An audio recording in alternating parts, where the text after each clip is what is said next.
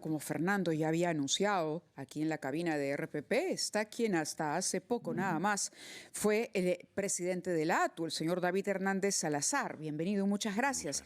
Información que tenga usted sobre este paro que se había anunciado. El sector formal dijo que era un paro convocado básicamente por empresas informales.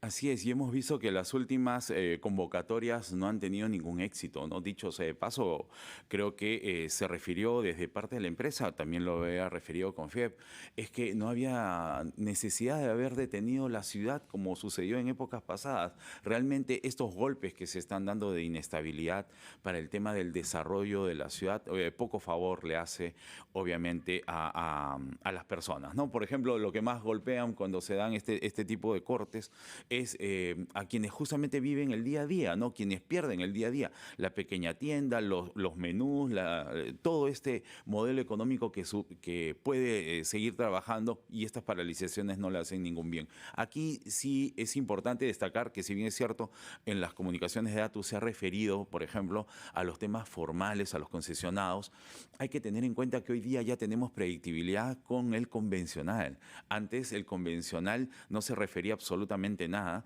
y en las antiguas comunicaciones que hemos sacado de ATU era el servicio convencional diciendo justamente que no iba a parar.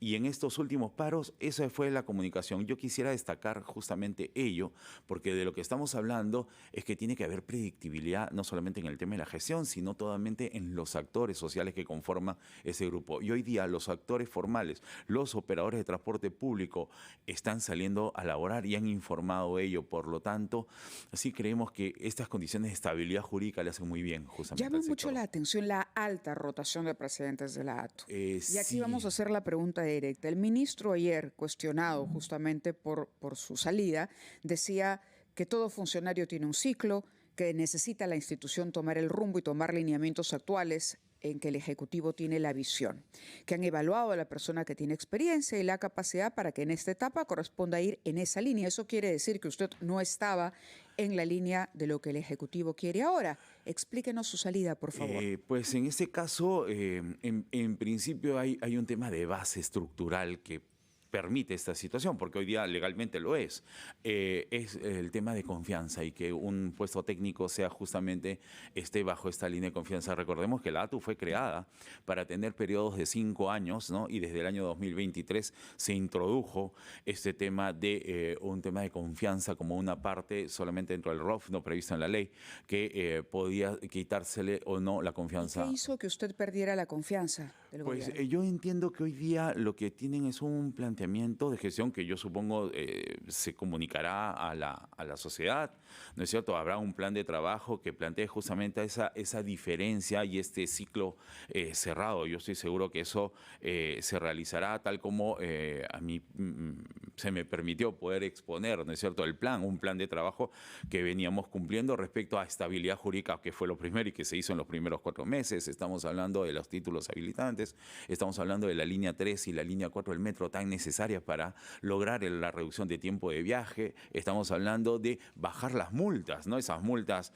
que estaban arriba de las 4 UITs, que las hemos bajado. Estamos hablando de poder reactivar de manera económica el sector. Recordemos que, si bien es cierto, el título habilitante se los dio a los operadores, es decir, esos títulos que eran de 6 meses y 1 año, durante 21 años, hoy día ya no, estamos a 5, y con la renovación de 3, cuando cambien justamente a gas natural y vehículos eléctricos. La renegociación del Metropolitano, cumple 15 años el Metropolitano ahora, y en todo este tiempo nunca se renegoció el contrato que tenía que tener la adenda para la mejora de las condiciones del servicio, la renovación de la flota.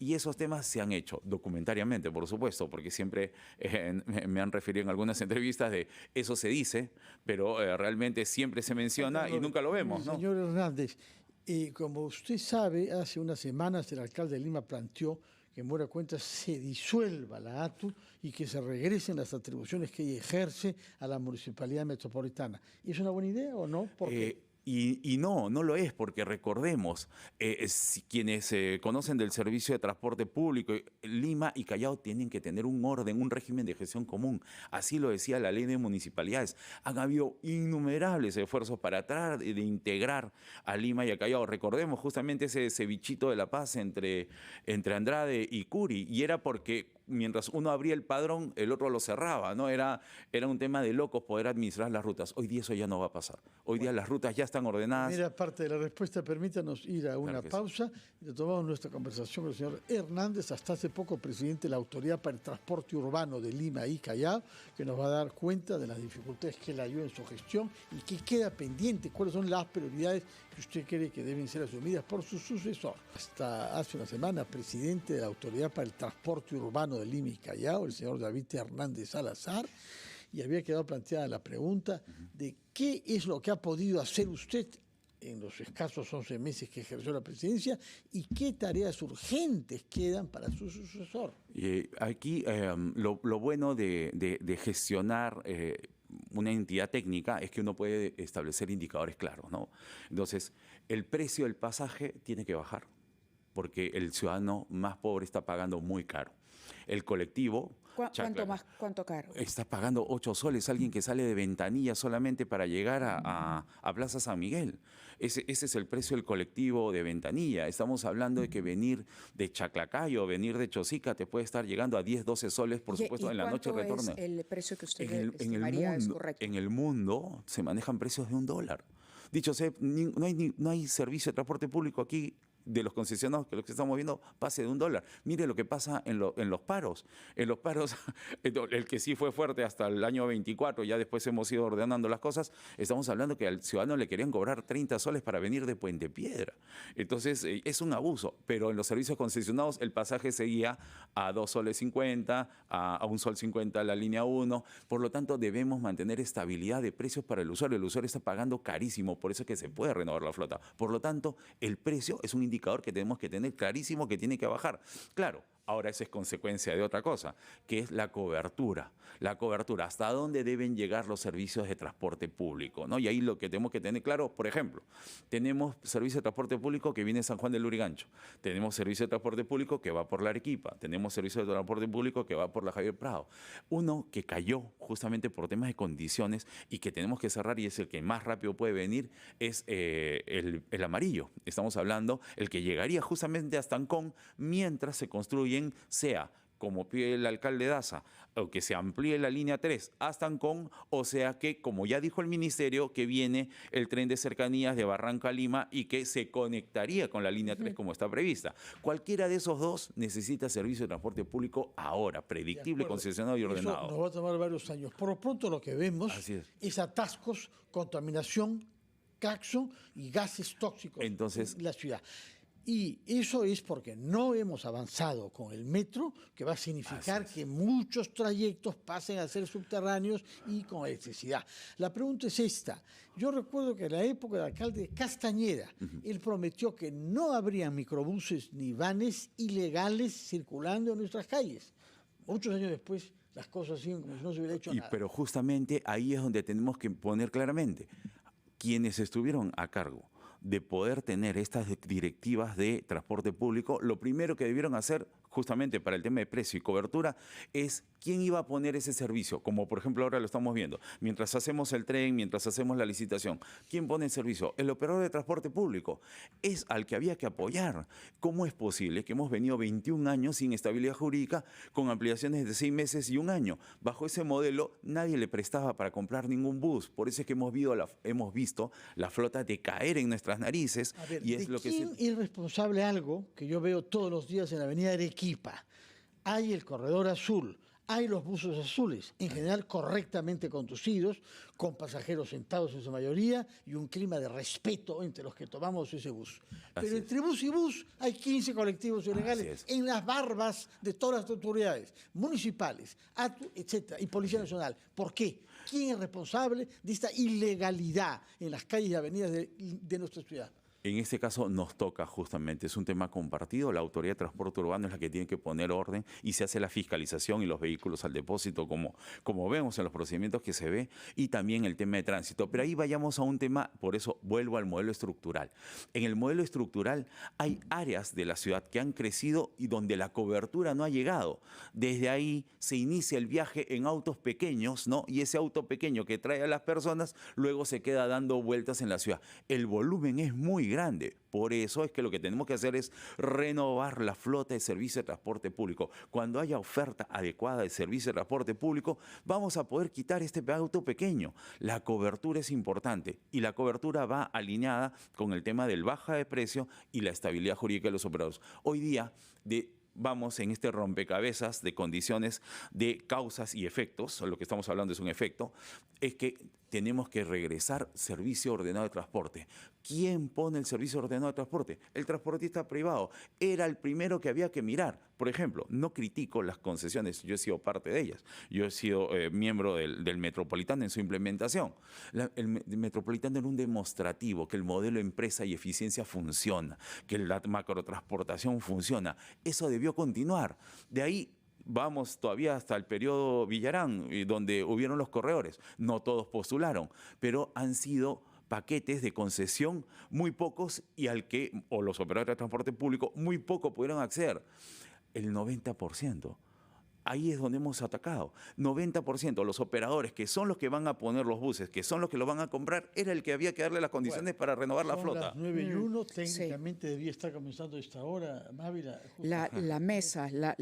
Y es una pregunta que queríamos formularle, porque el alcalde el día de ayer ha dicho que ya no va a participar en esta mesa, ¿no? Y claro, hay una sensación, la memoria es frágil. La memoria en general es frágil, uno se olvida de lo que era el caos del transporte cuando estaba en manos de la municipalidad y la espera desespera y uno siente que no se avanzó, que no es tan eficiente y todo esto se presta pues para que haya una serie de cargamontón. Es todo una tragedia, pero ¿cuál es su opinión rápidamente sobre el problema que se ha suscitado con relación al tren entre Lima y Chosica? Bueno, aquí me tocó plantearlo como presidente de la ATU. Hay pasos que se tenían que dar y que no se dieron. La seguridad de la transportación tenía que darse y eso era justamente el trabajo con un concesionario que tenía que venir, concesionario o operador, uno de los dos, que tenía que haber sido definido y en su principio primero se dijo, recordemos la presentación, que era el concesionario que lo iba a realizar y que lo iba a ejecutar. Si han habido algunos problemas en el interín, obviamente eso será otro tema, pero lo cierto es que para la seguridad se necesitan algunas intervenciones que permitan la circulación eficiente del servicio. ¿Y qué opina de los plazos que se han mencionado? Es decir, digamos, se ha mencionado, la municipalidad ayer nos decía aquí en la cabina, a través de una representante, que esto podría ser en el primer trimestre del 26, al margen de los planes que se han presentado. El ministerio sostiene que esto requiere años. Lo que pasa es que hay diferentes formas de mirar el modelo del servicio. El servicio que se ha planteado es una etapa y una etapa que ha sido prevista en múltiples estudios. Es decir, que en la mañana vengan trenes hacia Lima, y en la tarde-noche hay trenes que se van hacia Chosica. Ese modelo no requiere de vía adicional, por lo tanto, ahí estamos hablando de que ese sería un primer concepto de intervención. Pues la vía entrar en operaciones. La vía está lista y los vehículos, como se ha visto, hay mucho actor que refiere datos, ¿no? Como que el tren no pasaba, no alcanzaba, no era el ancho. Ya estamos claros que eso no ha sido así. Pero enfrentando todos los obstáculos, me iba puntualmente al tema del tiempo. Ya, por ejemplo, yo diría que lo que más marca es... Con voluntad política y trabajando así, pero... Yo diría que lo que más marca es el tema de los pasos a nivel, las construcciones de los pasos a nivel, estos cruces, por ejemplo, ¿no? Para que nuestros usuarios se den, para que las personas se hagan una idea, cómo entra uno de la carretera central a la Ramiro Prealé por Santa Clara, ¿no? Ese cruce, por ejemplo, tiene que tener un ordenamiento para que el tren no se quede atascado ahí. Estamos hablando justamente de lo que me dice, que hay vehículos combis que se paran, o sea, yo tendría que estar con la grúa. Yo diría, por ejemplo, que con voluntad se podría lograr cosas bastante rápido, ¿no? En un año. Por ejemplo, ¿no? Pero obviamente estamos hablando de que sin pista adicional, estamos hablando de que una serie de pero sí tiene que haber condiciones de seguridad y lo cierto es que yo creo que ahí sí ha sido claro el ministerio, los pasos técnicos tienen que cumplirse y eso no es burocracia, eso no es obviamente aletargar cosas, creo que sí hay ahí una mirada técnica que debemos coincidir todos, ¿no? Señor Hernández, muchas gracias por su presencia y por poner su experiencia al servicio de los ciudadanos de Lima y Callao, que queremos saber por qué tenemos uno de los peores tráficos del mundo. Se puede solucionar. Daño a la salud y con pérdida de tiempo y de vida de muchos seres humanos. Muchísimas gracias por su presencia.